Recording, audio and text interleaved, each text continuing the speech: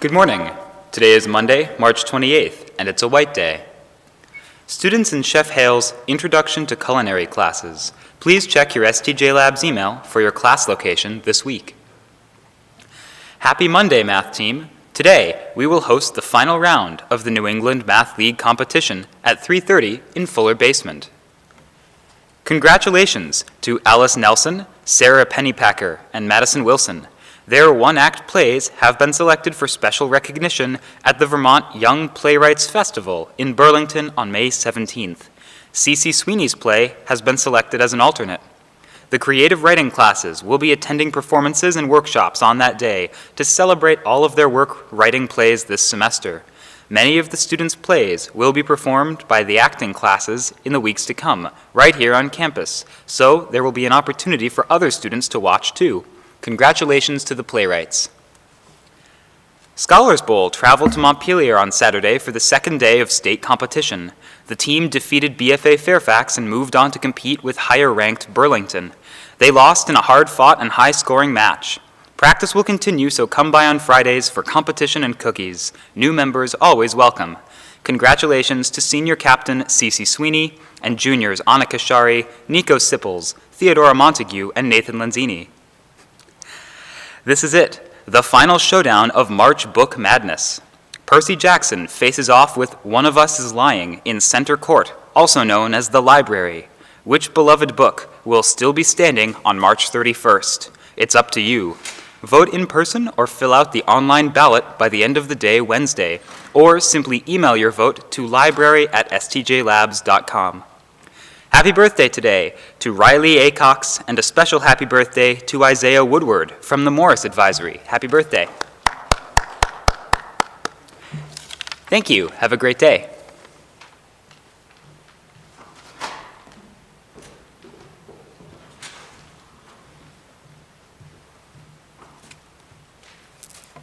Thank you, Nathan, and congratulations on Scholars Bowl.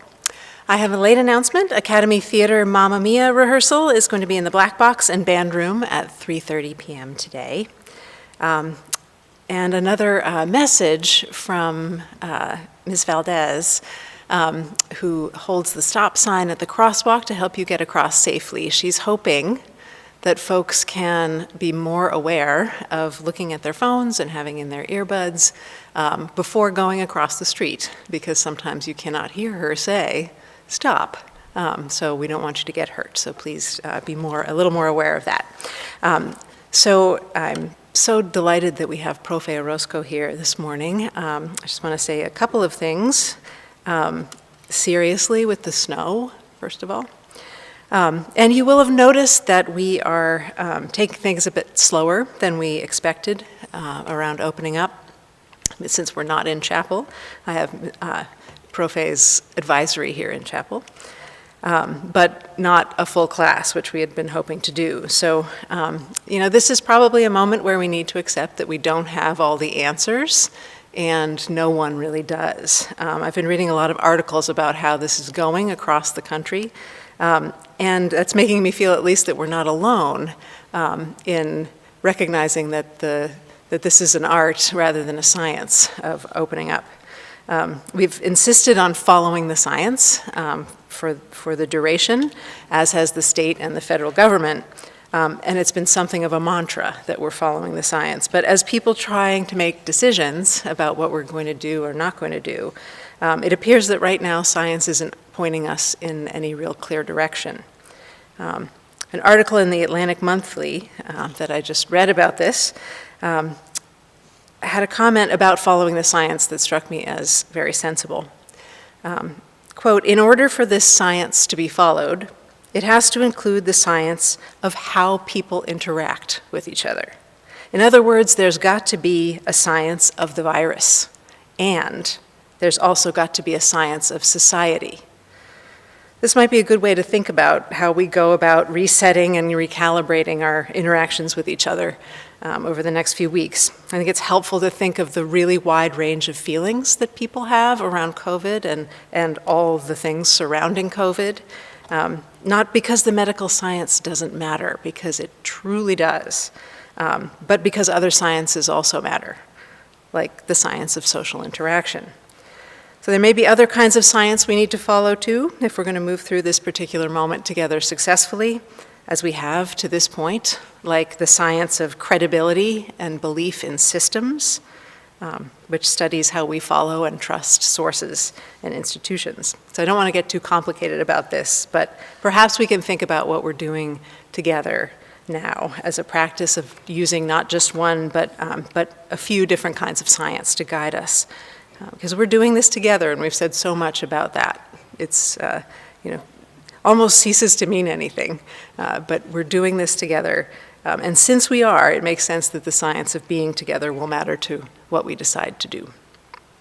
All this is to say, as a preface to the topic of Profe Orozco, that I'm grateful for people's patience as we move ahead, understanding that while there's agreement on some things, like hand washing is here to stay, and we don't have to wipe down our groceries, we're of many minds, and for many reasons. So regardless of the pandemic, it just takes patience and grace for a community to contain all of these minds while still being orderly and happy, which is surely what we want to be, and surely what we've been able to do so far. So thank you for that. Now I'm delighted to bring Profe Orozco to the stage.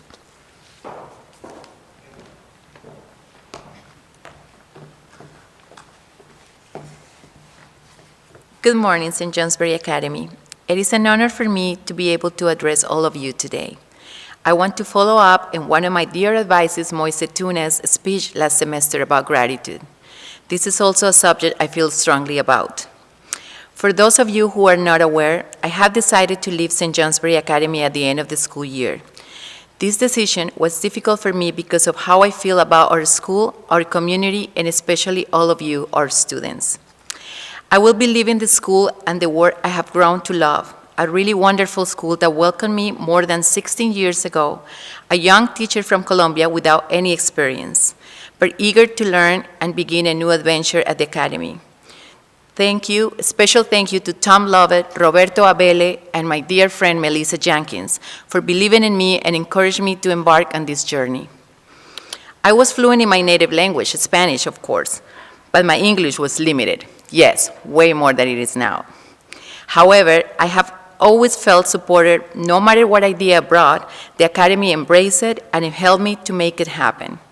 I'm so grateful the Academy gave me the opportunity to always be myself and bring my own personality and culture to the school without any restrictions.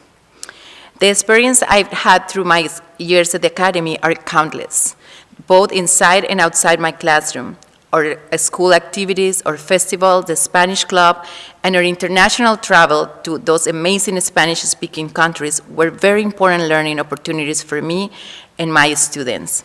I was so pleased the Academy always understood and supported the richness of this dimensional learning. I think you can imagine why I found it so difficult to consider leaving the Academy and our very special community. I'm quite certain I may never have another professional experience that will impact my life as powerfully as this experience has. I do, however, know that I'm ready for a change in a direction for a new life adventure. I want to get out of my comfort zone and experience something new. I'm excited about what the future will bring. Thank you, St. Johnsbury Academy, for providing me with this amazing life experience, for helping me to become the teacher and the person I am now. Thank you for allowing me to meet and work with incredible people and be part of this great community. That has been and always be a profound gift my students, my former students, my Hispanic students, and the Academy have given me. I am certain I have received far more from you than I have given. I invite all of you today to join me in acknowledging how lucky we are to be part of this amazing school. When you look at our school body and faculty, you will see rich diversity. That diversity that has fostered opportunity for different backgrounds without discrimination in safe environment when its students and faculty can live and learn together. As we know, this is not the case in many schools in the world now.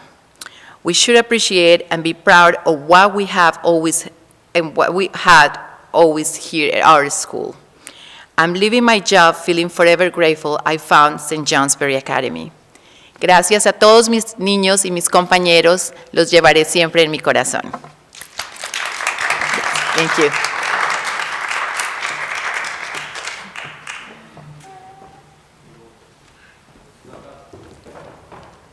Muchas gracias, Profe Orozco. That was very wonderful. We're having some celebration of Profe here, which is wonderful. So and well earned. We will surely miss you. I'm glad we have a few more months with you this spring, but you sure have brought a lot to St. Johnsbury Academy. So thank you so much. I'd like to end today by taking a moment to recognize that the Academy community lost a member last week.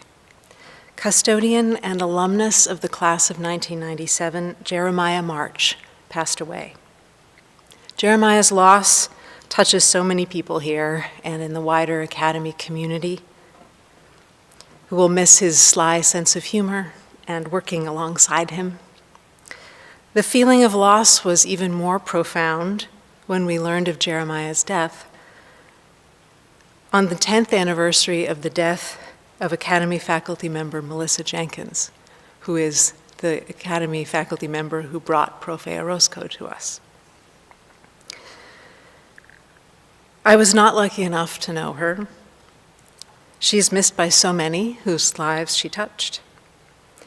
But what's most persistent for me about her legacy here as the years go by is that Melissa was known to embody and really be fierce about the part of our mission that is to love those most who need it most. I'd like to ask us all to take a moment of silence this morning to remember and be grateful for the lives of these dear people, Melissa and Jeremiah, and any others who are in our hearts right now.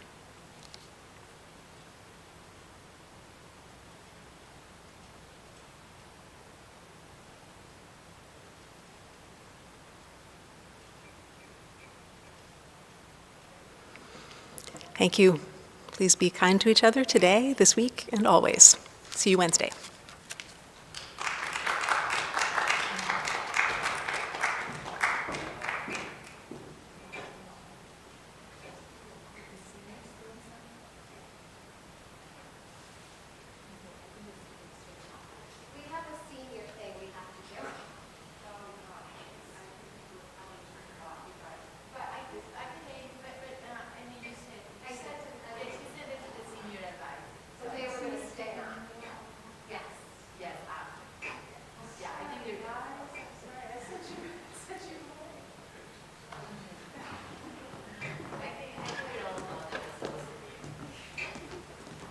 Hopefully they're still watching. Yeah.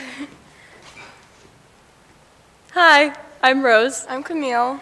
And today we're here on behalf of the Senior Class Council to talk about the Senior Day of Giving, where we will ask our fellow seniors to donate $1 to our class. You may be wondering, hey, why should I donate? I'm almost out of here anyway. What would $1 even do? Well, donating even $1 and encouraging your friends to do the same can mean big things for our class. If we get 80% of our class to donate, the SJA Alumni Association will match however much we make. That means if you give $10, they'll match dollar for dollar and give $10 too. That's $20 towards just our class. And imagine how much it would be if at least 80% of the class did their part.